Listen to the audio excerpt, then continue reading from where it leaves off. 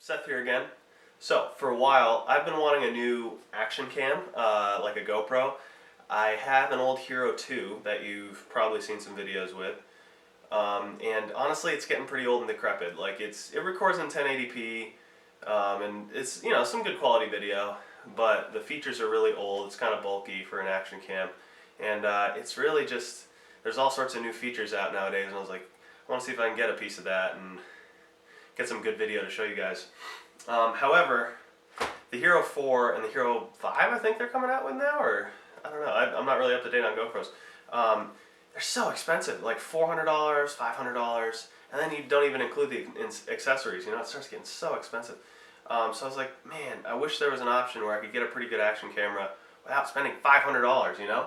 So before I would drop that money, I took a look around. And as some of you probably know, Amazon is like littered with these things. There's so many. All these Chinese knockoffs that have the same attachments as the GoPro. They fit on all the same stuff, have really similar cases, and they're totally knockoffs. So I was like, okay, how good are they? And the specs are phenomenal. Like, the specs come really close to the GoPro, if not, you know, meet the same specs as the GoPro. And they're so much cheaper, like an eighth the cost in some cases. And you read the reviews, and they're great. And people are like, man, why would I spend any more than this? I mean, yeah, it doesn't have the warranty. It's probably not, it doesn't have the reliability, but for 50 bucks, like, how can you go wrong? So that's what I did. I bought this GearPro hype cam, definitely a Chinese knockoff, but this case is baller. I mean, I haven't tested how waterproof it is, but it's really, I mean, it's I could chuck this thing out of a truck, I'm sure, and just, it'd be fine. And it's really solidly built. This thing feels like, you know, a GoPro, honestly. It feels better than my GoPro. 60 bucks, even a little less. I think it's 57. Here's the link.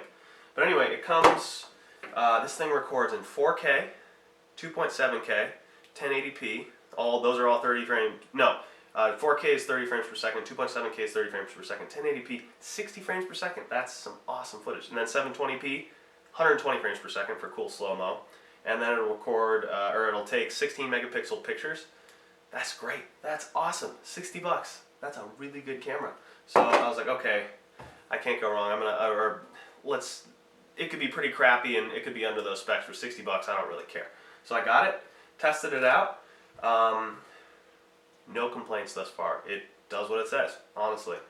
One little thing, it will record in 4K. I haven't really tested if it's like cutting any corners or anything, like trying to like double up pixels or like double up frames just to like 30 frames per second. But 4K is really pushing its capabilities. This thing doesn't have the same processor as the GoPro, probably not even close, but it's good enough, you know. I mean, I would claim less than 25 real good frames per second for the 4K, but I don't know, or maybe that's just my my computer's capabilities, but it didn't seem like it was really keeping up with the 4K. However, 2.7K, not a problem, no issue whatsoever. So that's what I stuck it in 2.7K, and that's a really good video format, as most of you guys know. Really high quality.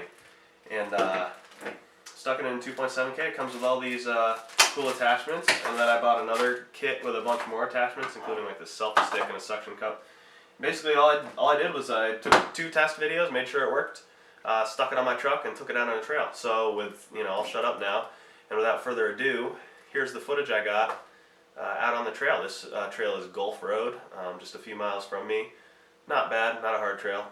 Pretty cool though. Definitely goes up over a mountain, pretty nice. So here it is.